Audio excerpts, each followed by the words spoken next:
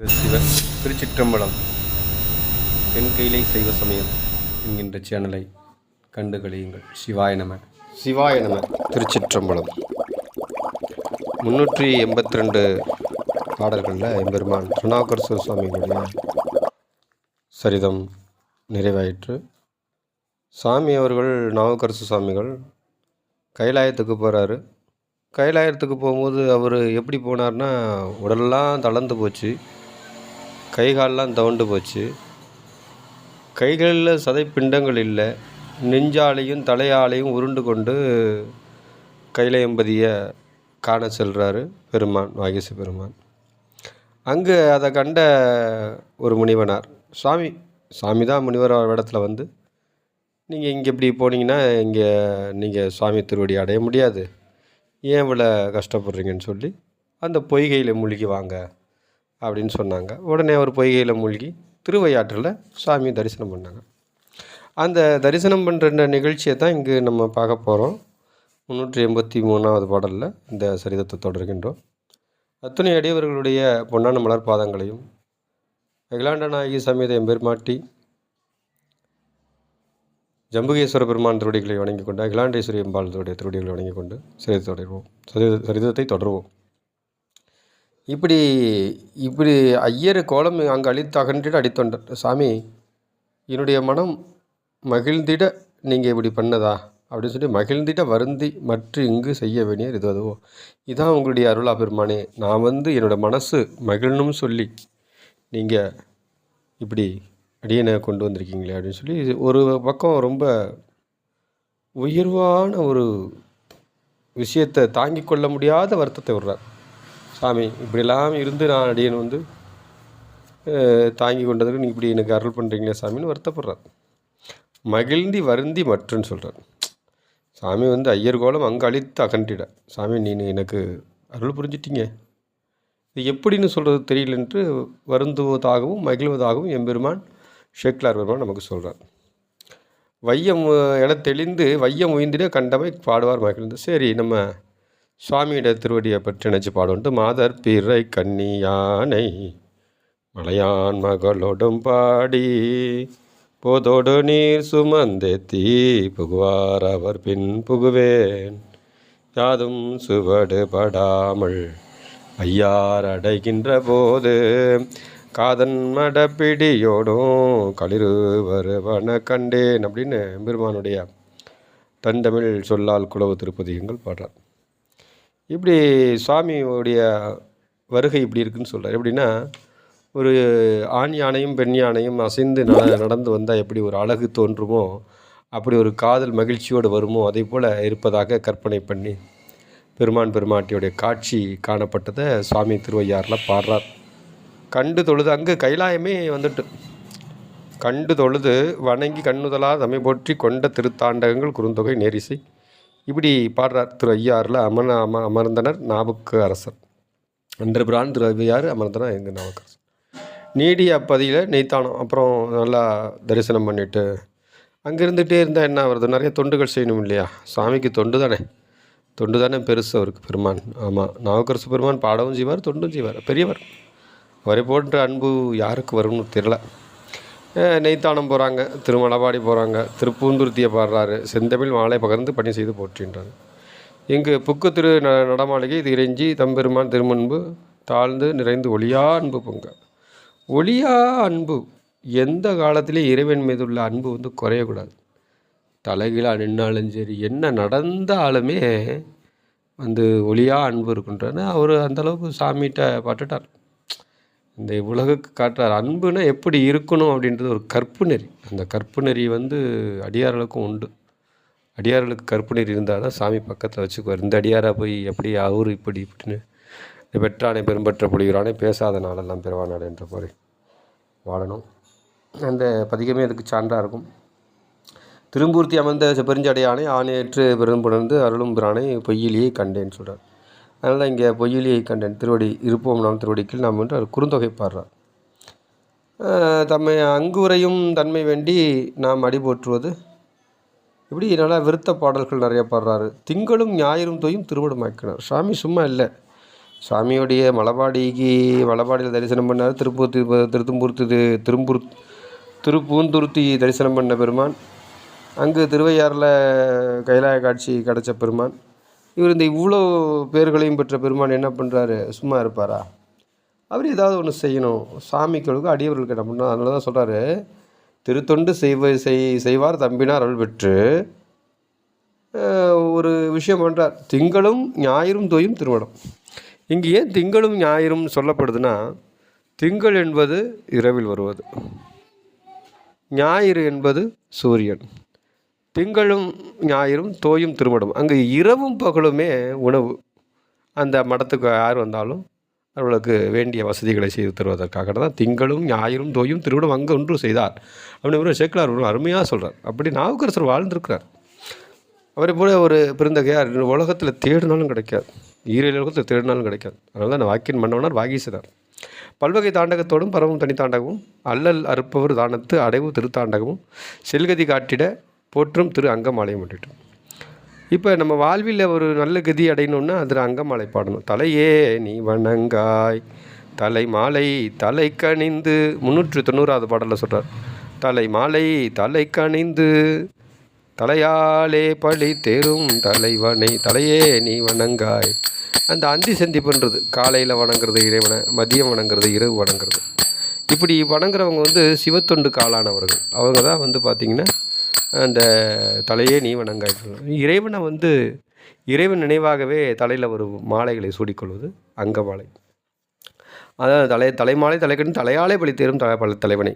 ஒரு தலையாலே பழி தேரும் தலைவனை அப்படின்னு சொல்லப்படுகிறது. என்னென்னா, நம்மளுடைய சிரசு பகுதியில் இருக்கின்ற அந்த ஞானத்தை ஊட்டக்கூடியவர் தான் தலையாலே பழி. எப்பேற்பட்ட பழி? ஆணவம் கண்மம் மாய் என்கின்றதை அகற்றி 96 தத்துவங்களுக்கு மேலான விஷயங்களை புகற்றுறதுனால தான் அந்த தலையே நீ வணங்காய் தலை மாலை தலைக்கடின் தலையாலே பழி தேரும். இங்கே சொல்கிற பழின்னா இந்த பழி தான். பிரம்மனுடைய விதியின் தலையை ஆட்டுக்கு தலையாக குட்டியவாறு உந்தி பெருன்னு மாணிக்கவாசகர் பாடுவது போல் நிறைய விஷயங்கள் ஒன்றுக்கு ஒன்று தொடர்புடையது. அதை நம்ம உற்று நோக்கணும். அங்கமாலை பாடணும். தலையே நீ வணங்காய் தலைமாலை கைகால் கூப்பி தொழில்னு பாடுறாரு. வாக்கே வாழ்த்து கண்டாய். சுவாமியை பற்றி பேசணும், சாமியை பற்றி நினைக்கணும். இது காலங்கள் மாறிடுத்து, அப்படி தான் இருப்பாங்க எல்லோரும் அப்படின்னு நினைக்கவும் கூடாது. நமக்கு தேவைன்னா நம்ம சாமியை வணங்கணும், அடியவர்களை வணங்கணும், போயிட்டே இருக்கணும், அவ்வளோதான். இதுதான் உண்மையான அன்பு. ஒரு கண்டு தொழணும். நம்ம இதனால் ஞானம் கிடைக்கும். நம்ம அதனால் பட்டுக்கிட்ட நம்ம இழப்பு ஞானத்தை சாமி கொடுக்க வல்லார். தென்னவன் கண்ணு மிருதாரில் திருநீட்டின் ஒளி கண்டு மன்னியசர் சன்மீன வருகிறார். இங்கே சொல்கிறார் என்னென்னா, இங்கே தனித்தாண்டகம் பாடுறாரு, பல்வகை தாண்டகம் பாடுறாரு. பொன்னி வளம் கொண்ட திருப்பூந்துருத்தி அவர் இருப்பார். பொன்னியில் இப்போ திருப்பூந்துருத்தில் சுவாமி இருக்கிறாருன்னு சொல்லி திருஞான சம்பந்தருக்கு செய்தி கிடைக்குது. அங்கே கண்மணத்து வல்லமன்னர் தம்மை வாதில் கட்டளித்து தென்னவன் கூர்நிமிர்ந்து அருளி திருநீட்டு ஒளி கண்டு. தென்னவனுடைய கூர் நிமிர்ந்த பாண்டியனுடைய கூனை நிமிர்த்து அருள்னார். வாதத்தில் அமணர்களை வாதிட்டு கழுவேற்றினார் பெருமாள் திருஞான சம்பந்தர். அந்த பெரிய மன்னியசர் சர்வநகர் மறைவனார் வருகின்றார். அங்கே வராருன்னு பெருமான் வாகிச பெருமான் அறிஞ்சுக்கிறாரு. தீந்தமிழ் நாட்டிடை நின்றும் தீந்தமிழ் நாடு, நான் தமிழ்நாடுனா சாதாரணமானதில்லை, தீந்தமிழ் நாடுன்னு சொல்கிறாருங்க. எழுந்தருளி செலும் பொன்னி வைந்த வளம் நாட்டு அணைந்தார் வாக்கினுக்கு வேந்தர் இருந்தமை கேட்டு விரைந்தவர். அவரும் அதை அறிஞ்சுக்கிறாரு. வாக்கின் மன்னவரார் இங்கே இருக்கிறாரு, அவரும் இவர் அறிஞ்சுக்கிறாரு. சரி, 20 பேர் சந்திக்கணும் இல்லையா? அதானே இங்கே விஷயம். அதான் சண்பைவரும் தமிழ் வீரகர் எழுந்தருள தாம் கேட்டு மண்பரமும் கீர்த்தி வாகீசர் மகிழ்ச்சியால் ரொம்ப உள்ள கிளைப்போடு இருக்கிறாரு வாகீசர் பெருமாள். திருநாவுக்கரசர் திருஞான சம்பந்தரை பார்க்கணும், இந்த பூந்துருத்தியில் இருக்கிறாருன்னு சொல்லி இவருக்கும் செய்தி வருது, அவருக்கும் செய்தி வருது. அடியவர்கள் சொல்லி கேட்குறாங்க. காளியவர்கோன் வரும் எல்லை காரனை கலந்து எய்தி காதலித்தார். அவர் திருஞான சம்பந்த பெருமான் குழந்தை இல்லைவா, அவரை பல்லக்கில் ஏற்றி கொண்டு அடியவர்கள் வராங்க. தமிழ்தாங்கும் மணிமுத்தின் சிவிகையினை வாலியவர் தமிழ்தாங்கும் மணிமுத்தின் சிவிகையினை தாழும் உடல் இது கொண்டு தாங்குவன் யான். உடனே வாகீச பெருமான் நினைக்கிறார், நம்ம சண்பைநகர் திருஞான சம்பந்தருடைய பல்லக்கை நம்ம சுமந்து வரணும் அப்படின்னு ஆசை கொள்கிறார். ஆசை கொண்டு இவரும் ஒருவர் அறியாமை மறைந்த வடிவோடும்.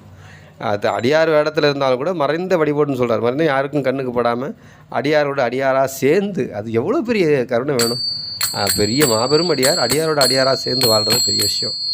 அவர் போய் அந்த கூட்டத்திலேயே இருந்து திருஞான சம்பந்தருடைய பல்லக்கை தான் சுமக்கிறாரு. சிந்த கலைப்புற வருவார் தமிழாரும் இதில் யாருக்கும் தெரியாதவர்னு இருக்கிறார். அப்படி திருஞானமணி மாமுனிவர் அரசு இருந்த பூந்துருத்திக்கு அருகாக எழுந்து அருளை இங்கு உற்றார் அப்பர் என. இப்போ திருஞான மாமுனிவர் கேட்குறாரு, இங்கே அரசு திருஞான மாமுனிவர் சொல்கிறார், இது ஒரு திருஞான சம்பந்தர் இவரை சொல்கிறார், திருஞான மாமுனிவர் அரசு இருந்த பூந்துருத்திக்கு அருகாக எழுந்து அருளை இங்கு யார் விட்டார் அப்பர், இங்கே அப்பர் எங்கே இருக்கிறாருன்னு அடியவர்கள்லாம் கேட்குறார். அப்போ கேட்கும் உருகா நின்று அதை மனசு தளர்ச்சியெல்லாம் கொள்ளாமல் உம்மடியேன் உம்மடிகள் தாங்கி வரும் பெருவாள் வெற்று வந்தது என்றார். உடனே ஞான பிள்ளைக்கு ஒன்றும் புரியல. ஆஹா, மாபெரும் அடியவர் இருந்து அடியனுடைய பல்லக்கில் தாங்கிறதா அப்படின்னு சொல்லி அவர்களும் பிள்ளையார் அது கேளா பெருவிரைவு உடனே இழிந்தேன்னா நான் உடனே பதைப்பெய்தி மனசு ரொம்ப வருத்தப்பட்டு அடியனை நீங்கள் தாங்கணுமான்னு சொல்லிட்டு உடைய அரசனே வணங்க. உடனே அரச பெருமான உடைய அரசனே வணங்கினா, உடைய அரசு யார்? வாகீச பெருமான் திருநாவுக்கரசரை வணங்குறார் திருஞான சம்பந்தர். அவர் வணங்கா முன் வணங்க, அவர் வணங்குறதுக்கு முன்னாடி திருஞான சம்பந்தர் வணங்குறார். துள்ளுவான் வரிகரத்தார் தொண்டரெல்லாம் தொழுது வைத்தார். அங்கே அடியார்கள்லாம் மற்ற அடியார்கள்லாம் எல்லாரும் சேர்ந்து வணங்கிக்கிறாங்க. களுமலக்கோன் திருநாவுக்கரசருடன் கலந்தருளி செழுமதியம் தவளச்சோலை பூந்துருத்திக்கு போகிறாங்க. இப்படி ஒருவருக்கு ஒருவர் அன்பு வல்லமல் தம்மை வாதில் வென்றதும் வழுதிவால் புள்ளில் கொண்டு நின்றதும் தன்பொருந்த புனநாட்டில் எல்லையில்லா திருநீற்று வளர்த்தவும் சொல்ல அது கேட்டு வருந்தார் வாகீசர். சொல்கிறார், இப்படிலாம் நீங்கள் கூநிமிர்ந்த பாண்டியன் கூணாக இருக்க பாண்டியனோட கூநிமிர்த்துறீங்க, வல்ல அமணர்களை வாதில் வென்றீங்க, இதெல்லாம் கேட்க எனக்கு ரொம்ப சந்தோஷமாக இருந்ததுன்னு வாகீசர் சொல்கிறார். பண்புடைய பாண்டிமாதேவியாரும் பரிவு தன்புடைய குலச்சரியாரும் பெருமையும் அவர் குலச்சரியார் பெருமானுடைய தொண்டையும் பாண்டிமாதேவியோட தொண்டையும் பற்றி அற்புதமாக சொல்கிறாங்க. மண்குளவு தமிழ்நாடு காண்பதற்கு மனம் கொண்டார். இதெல்லாம் நான் ஞான தலைவரும் நம்ம அங்கே அதான் காலத்தையே அந்த வழிகளில் இறைவனை வழிபட்டு இருக்க போகும்போது தமிழ்நாட்டில் உள்ள திருத்தலங்களை தரிசிக்கணும்னு மனம் கொள்கிறாரு. பிரம்மபுரத்து முனிவர் பெருந்தொண்டை நாட்டில் 600 தலங்கள் அணைந்து இறைஞ்சி பாடுதற்கு அங்கு அவருடைய உரனுடைய திருநாவுக்கரசர் உரையை செய்து அருளை புறமெரித்தார் திருமண பூந்துருத்தி தரிசனம் பண்ணுறாங்க. அப்புறம் திருப்பத்தூர் போகிறாங்க, மதுரை ஆலவாயில் தரிசனம் பண்ணுறாங்க. இப்படியாக அடியவர்கள் இருவருமே சாமியை தரிசனம் பண்ணுறாங்க. எய்திய இன்பத்திடையே அழிந்து எழுதினார். நிறைய பாண்டித திருநீற்றின் சாருடையா நிமிர்ந்த தென்னவனாருடன் நேரிசை பாடுறாங்க. திருப்பூவனம் போகிறாங்க. வடிவேறு திரிசூலத்தார் போலும் தாண்டக சதுரன்னு அவர் தான். அப்புறம் தென்னிலங்கை போகிறாங்க. இலங்கைக்கு பக்கத்தில் உள்ள ராமேஸ்வரத்துக்கு போகிறாங்க. மன்னனா ராமனுக்கு வரும் பெரும் பாதகம் தீர்த்த பெருமான். ராமனுக்கு வருகின்ற பாதகத்தை சாமி தேர்க்கிறார். அது பெரிய சிவனடியார். ஆனாலும் ராமனுக்காக சாமி இறங்கி அருள் பண்ணுறார். அதானே பெரிய சிறப்பு. அங்கே சங்கரனை எதிரென்று வெறுப்புற்று மொழியால் காணப்பேர் போகிறாங்க. திருநாட்டுப்புறம் திருநெல்வேலி போகிறாங்க. இப்படி பல பணிகள் செய்கிறார். தமிழ் மாலைகள் பல பாடி அப்படின்னு சொல்கிறார் பெருமான். இப்படியா நிறைய தொண்டுகள் பூம்புகழுறார். கடைசியில் பொய்ப்பாசம் போக்குவார். இந்த உலக பாந்தத்திலேருந்து விடிவு பெறுன்றதுக்காக சாமி அவர்கள் பொய்ப்பாசம் நிற்கிறதுக்கு வராரு. வைகுநாள் என் இருந்த வண்டமிழ் மாலைகள் பொழிவார்.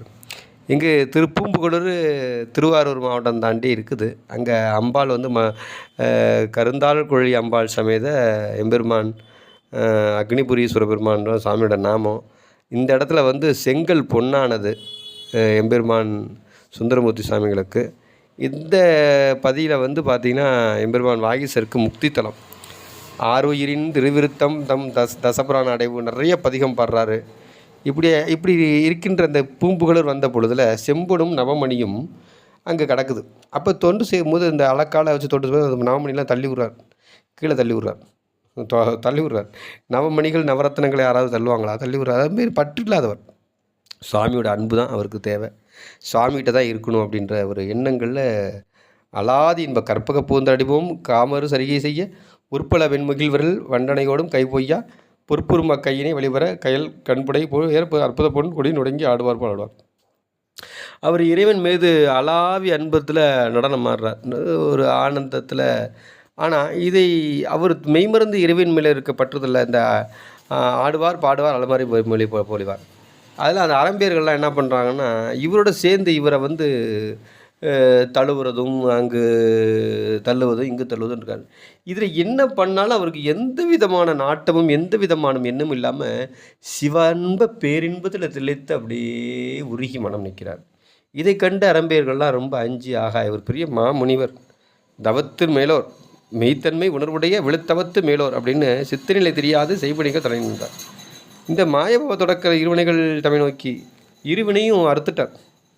அம்மானுக்கு ஆளாரின் அழியன் என மின்னீர் என்று மெய்மா மலர் கடலுடைய இன்னும் திருத்தாண்டகம் பாடுறார். இப்படி அவர்கிட்ட எந்த ஒரு நிலையுமே இல்லை.